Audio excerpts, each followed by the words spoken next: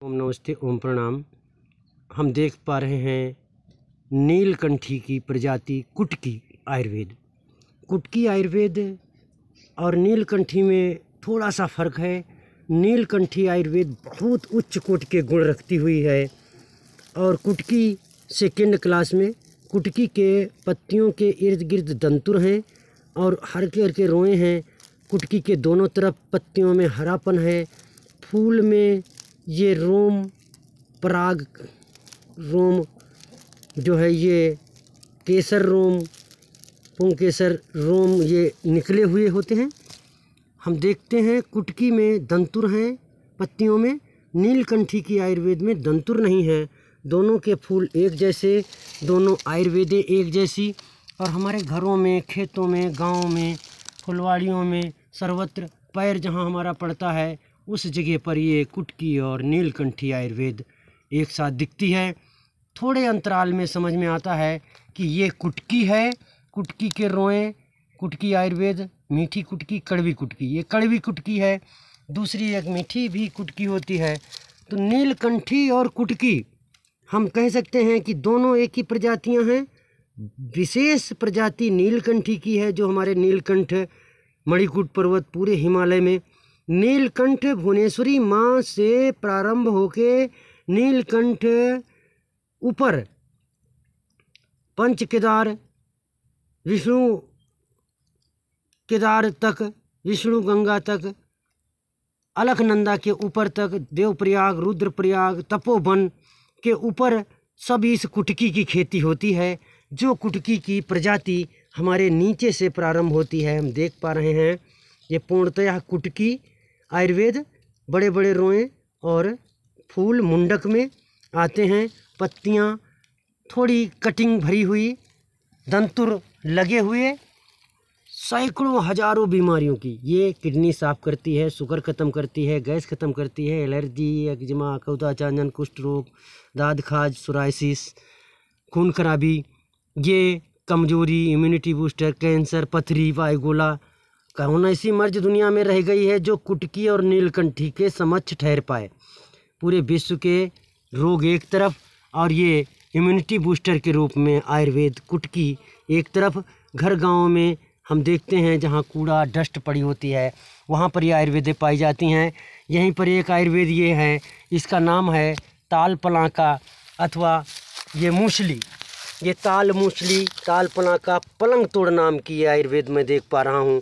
ये बहुत आयात मात्रा में पानी की जगह खड़ी होती है। इसके बीज पक जाते हैं, लाल हो जाते हैं। उन बीजों को तोड़ते हैं तो अंदर 3 धार के 3 कोने के लाल चिकने बीज निकलते हैं।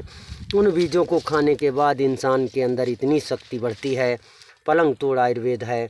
यहीं पर अगिया नाम की आयुर्वेद हम ये देख रहे हैं। ये अगिया जिसके शरीर में आग फैल गई हो, पैरों में तलवों में जलन हो रही हो, सर में जलन हो रही हो, अगिया नाम की आयुर्वेद। ये अगिया घास हरी होने पर, बहुत हरी सूख जाने पर अग्नि के रंग की हो जाती है। और अग्नि जिसके शरीर में पड़ी हो उस इंसान के लिए ये अगिया घास का रस लगा देने से उसकी अग्नि तपित ज्वाला समाप्त होती है। हम संपूर्ण संजाल को अपने आयुर्वेदीय परिधान को अपने परिवेश में ही पाते हैं। हम अपने परिवेश में क्या देखें? ये बीजबंद बला, बरियार, काला बला, नांग बला, राज बला, बरेटी, खरेटी, ये सुलेसन लुब्रिकेट आयल का पेड़ है। ये धातु, नामर्दी, प्रमेह, परदर, लकोरिया, हड्डी टूटे, जॉइंट की कमी लुब्रिकेट आयल की पूरी करता है। अनन्य आयुर्वेदों का समूह हम अपने इर्द गिर्द, अपने पैर के नीचे, तलवों के नीचे देखते हैं। परंतु बड़ा दुख का विषय है कि भारतीय हमारा जो संचालन है राजनीतिक, वो बहुत ही धूर्त, गद्दार, मक्कार, कामचोर, लुटेरे, तानाशाह, लोगों के बिके हुए लालची, दुनिया को बेच दें ऐसे वैज्ञानिक पक्ष, स्वास्थ्य, शिक्षा, सुरक्षा सब विभागों में गड़बड़ घोटाला।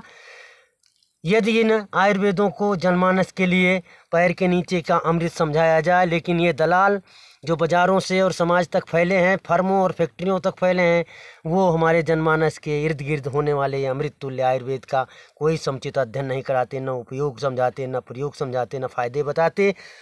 ये काकजंघा काकजंघा को कुद्याखोड़ कहते हैं। जो आदमी की गठिया बाय हो गई है, जगह पकड़ गया है, हिलडुल भी नहीं पा रहा है, खिसक भी नहीं पा रहा है, यदि इस आयुर्वेद को खिलाते हैं, इसका रस पिलाते हैं, तो आदमी कांपता हुआ आदमी कंप बाय, झंझनी बाय और श्वान कुत्ते का विष इंसान के शरीर में नींद ना आती हो, रात्रि भर नींद ना आती हो, ये काकजंघा नाम की आयुर्वेद, कौवा की जांघ जैसा फूल में आकार, कौवा की जांघ जैसा इसकी पत्ती में आकार बना रहता है। ये काकजंघा नाम की आयुर्वेद इतनी गुणकारक, इतनी शक्तिशाली, बलशाली इम्यूनिटी बूस्टर है कि दुनिया की बड़ी बड़ी टॉनिकें, लीवर संबंधी सभी फेल, और ये माची मकोई से 100 गुना अधिक गुणकारी आयुर्वेदें हैं।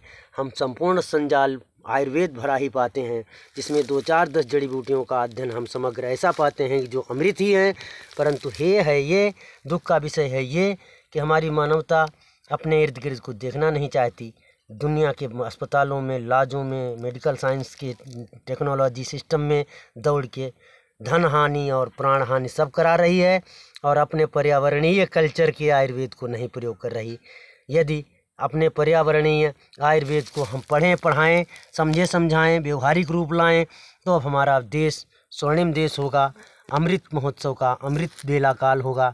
हर आदमी स्वस्थ, निरोग, आनंदित और विशेषज्ञ होगा अपने हर्बल का, जो प्राण शक्ति मजबूत करेगा, तन को तंदुरुस्त करेगा, निहाल करेगा। ओम नमस्ते, ओम प्रणाम।